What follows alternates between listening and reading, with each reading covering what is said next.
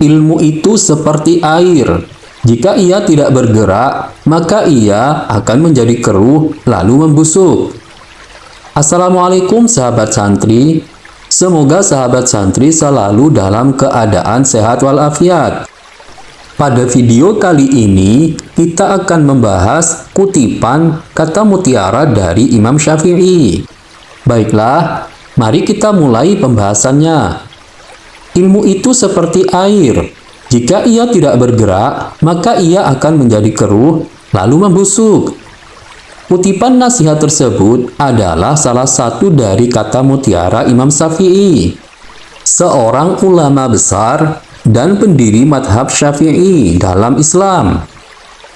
Kutipan ini mengajarkan kita tentang pentingnya mengembangkan dan memanfaatkan ilmu yang kita miliki. Ilmu yang tidak diperbaharui atau tidak diterapkan akan hilang nilai dan kejelasannya. Seperti air yang mengalir, ilmu perlu terus berkembang dan diterapkan agar tidak kehilangan kualitasnya. Kutipan ini juga mengingatkan kita untuk tidak sombong atau puas dengan ilmu yang kita punya, karena ilmu itu luas dan tak ada habisnya. Kita harus selalu belajar dan berbagi ilmu dengan orang lain, agar ilmu kita tidak sia-sia atau terbuang. Kutipan ini merupakan nasihat yang bijak dan bermanfaat bagi siapa saja yang ingin menjadi orang yang berilmu dan beramal. Untuk mengawali pembahasan pada video kali ini, kita akan belajar mengenai arti dari ilmu. Ilmu adalah pengetahuan yang sistematis dan terorganisir tentang fenomena alam atau manusia. Ilmu melibatkan proses pengamatan, eksperimen, analisis data, dan pembentukan teori yang berdasarkan bukti-bukti empiris. Ilmu juga dapat diartikan sebagai pengetahuan yang didasarkan pada teori-teori yang disepakati dan dapat secara sistematik diuji dengan seperangkat metode yang diakui dalam bidang ilmu tertentu. Ilmu memiliki beberapa ciri-ciri seperti empiris, sistematis, analitis, objektif, verifikatif, kritis, bersifat ilmiah, dan logis. Ilmu juga memiliki beberapa jenis, seperti ilmu pengetahuan alam, ilmu pengetahuan budaya, ilmu pengetahuan sastra, ilmu pengetahuan sosial, dan ilmu pengetahuan agama. Ilmu dalam Islam juga mencakup pengetahuan yang bermanfaat bagi kehidupan manusia di dunia dan akhirat, yang sesuai dengan syariat Allah dan tidak bertentangan dengan akidah Islam. Ilmu dalam Islam memiliki kedudukan yang tinggi dan keutamaan yang besar, karena ilmu adalah syarat untuk mengenal Allah, cara untuk mendekatkan diri kepadanya, alat untuk menegakkan agamanya, dan warisan para nabi.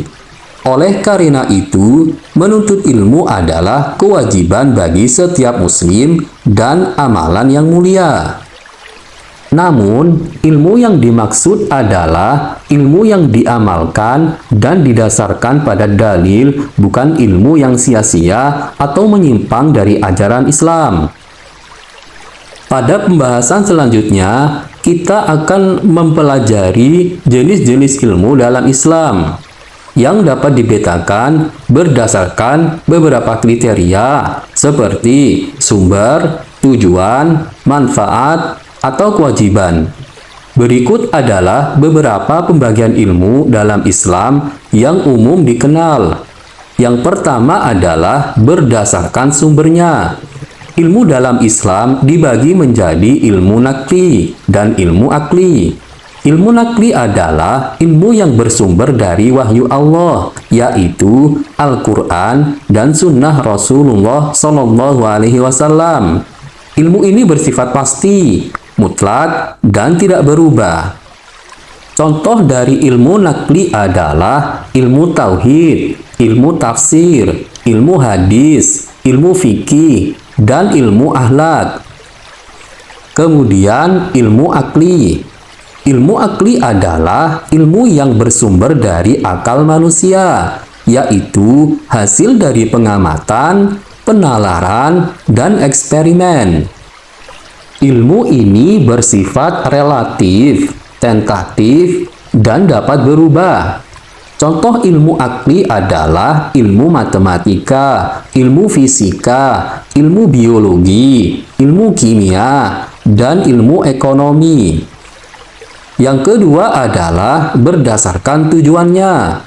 Ilmu dalam Islam dibagi menjadi ilmu syar'i dan ilmu ghairu syar'i.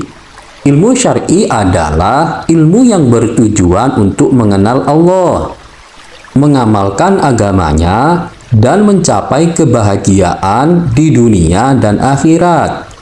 Ilmu ini bersifat wajib dan mulia. Contoh ilmu syar'i adalah ilmu tauhid, ilmu tafsir, ilmu hadis, ilmu fikih, dan ilmu akhlak. Kemudian ilmu ghairu syar'i. Ilmu ghairu syar'i adalah ilmu yang bertujuan untuk memenuhi kebutuhan duniawi seperti kesehatan, keamanan, kemakmuran, dan kebudayaan. Ilmu ini bersifat mubah dan bermanfaat. Contoh ilmu ghairu syar'i adalah ilmu kedokteran, ilmu pertanian, ilmu teknik, ilmu sastra, dan ilmu sejarah. Yang ketiga adalah berdasarkan manfaatnya. Ilmu dalam Islam dibagi menjadi ilmu fadilah dan ilmu fadholah. Ilmu fadilah adalah ilmu yang bermanfaat bagi diri sendiri dan orang lain, baik di dunia maupun di akhirat. Ilmu ini bersifat terpuji dan dicintai Allah. Contoh ilmu fadilah adalah ilmu tauhid, ilmu tafsir, ilmu hadis, ilmu fikih, ilmu akhlak, ilmu kedokteran, ilmu pertanian, ilmu teknik, ilmu sastra, dan ilmu sejarah. Berikutnya ilmu fadholah. Ilmu fadholah adalah ilmu yang tidak bermanfaat atau bahkan merugikan diri sendiri dan orang lain, baik di dunia maupun di akhirat. Ilmu ini bersifat tercela dan dibenci Allah. Contoh ilmu fadholah adalah ilmu sihir, ilmu nujum, ilmu ramal, ilmu hipnotis, dan ilmu yang bertentangan dengan syariat Islam. Yang keempat adalah berdasarkan kewajibannya. Ilmu dalam Islam dibagi menjadi ilmu fardu ain dan ilmu fardu kifayah. Ilmu fardu ain adalah ilmu yang wajib dipelajari oleh setiap muslim tanpa terkecuali. Ilmu ini berkaitan dengan hal-hal yang pokok dan mendasar dalam agama Islam, seperti rukun iman, rukun Islam, akidah, ibadah, akhlak, dan halal haram. Kemudian ilmu fardu kifayah. Ilmu fardu kifayah adalah ilmu yang wajib dipelajari oleh sebagian muslim, sehingga jika sudah ada yang mempelajarinya, maka kewajiban itu gugur bagi yang lain. Ilmu ini berkaitan dengan hal-hal yang pelengkap dan penunjang dalam agama Islam, seperti ilmu tafsir, ilmu hadis, ilmu fikih, ilmu usuluddin, ilmu kalam, dan ilmu-ilmu lain yang bermanfaat bagi umat Islam. Cara mengembangkan atau memanfaatkan ilmu yang kita miliki menurut ulama adalah sebagai berikut. Yang pertama adalah memanfaatkan waktu dengan baik. Waktu adalah sesuatu yang sangat berharga dan tidak dapat dikembalikan. Oleh karena itu, kita harus membagi waktu kita dengan jelas dan teratur untuk belajar, beribadah, beristirahat, dan melakukan kegiatan lainnya. Kita harus menghindari hal-hal yang sia-sia atau tidak bermanfaat yang dapat menghabiskan waktu kita. Imam Syafi'i berkata, waktu itu bagaikan pedang. Jika engkau tidak menggunakannya dengan baik, ia akan memotongmu. Yang kedua adalah mengamalkan ilmu yang kita pelajari. Ilmu yang bermanfaat adalah ilmu yang diamalkan dan diterapkan dalam kehidupan sehari-hari. Ilmu yang tidak diamalkan akan menjadi beban dan saksi atas kelalaian kita.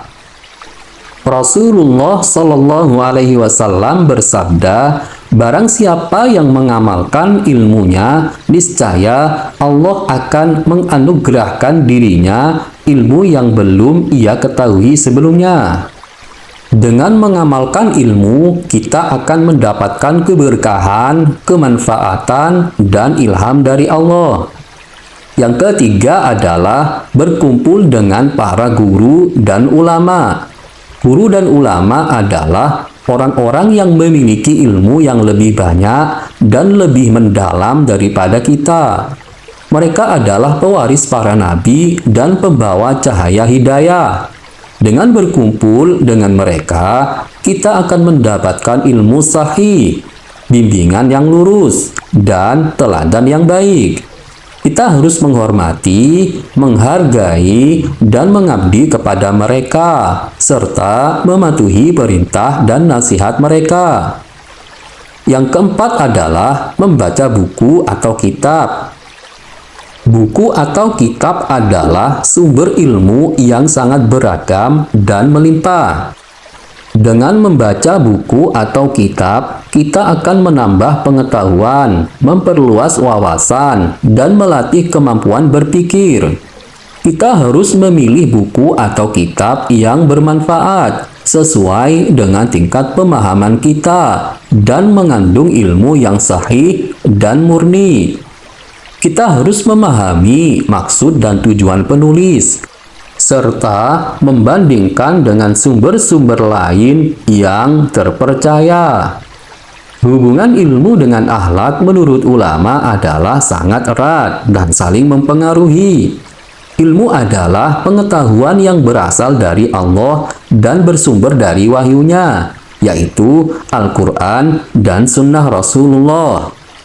Akhlak adalah perilaku yang baik, sopan, santun, dan jujur yang sesuai dengan syariat Allah dan akidah Islam. Ilmu tanpa akhlak akan menjadi sombong, angkuh, dan merusak.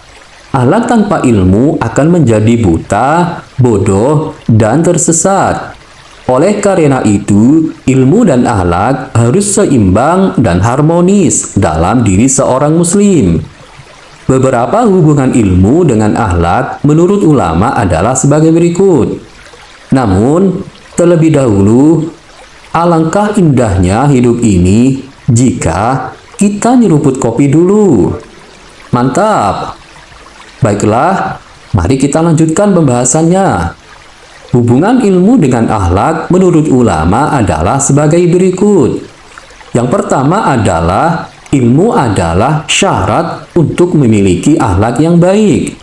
Tanpa ilmu, seseorang tidak akan tahu apa yang benar dan apa yang salah, apa yang halal dan apa yang haram, apa yang baik dan apa yang buruk. Ilmu akan memberikan panduan, petunjuk, dan motivasi bagi seseorang untuk berakhlak baik. Ilmu juga akan memberikan contoh, teladan, dan inspirasi dari para nabi, ulama, dan orang-orang sholih yang berakhlak mulia. Yang kedua yaitu akhlak. Akhlak adalah buah dari ilmu yang bermanfaat. Ilmu yang bermanfaat adalah ilmu yang diamalkan dan diterapkan dalam kehidupan sehari-hari. Ilmu yang diamalkan akan menumbuhkan sifat-sifat terpuji, seperti tawadu, sabar, ikhlas, syukur, zuhud, dan lain-lain. Ilmu yang diamalkan juga akan menjauhkan dari sifat-sifat tercela seperti sombong, dengki, riya, ujub, hasad, dan lain-lain. Yang ketiga yaitu ilmu dan akhlak. Ilmu dan akhlak adalah ukuran bagi kemuliaan seseorang di sisi Allah. Allah tidak melihat bentuk, warna, atau harta seseorang, tetapi melihat ilmu dan akhlaknya. Orang yang berilmu dan berakhlak baik akan mendapatkan kedekatan, keridhaan, dan rahmat Allah. Orang yang tidak berilmu dan tidak berakhlak baik akan mendapatkan kemurkaan, azab, dan siksa Allah. Baiklah, untuk pembahasan yang terakhir, kita akan mencoba menggali hikmah yang bisa kita ambil dari kutipan Imam Syafi'i tersebut. Berikut adalah beberapa hikmah dari kutipan tersebut. Yang pertama adalah kutipan tersebut mengajarkan kita untuk menghargai waktu dan memanfaatkannya dengan baik. Waktu adalah sesuatu yang sangat berharga dan tidak dapat dikembalikan.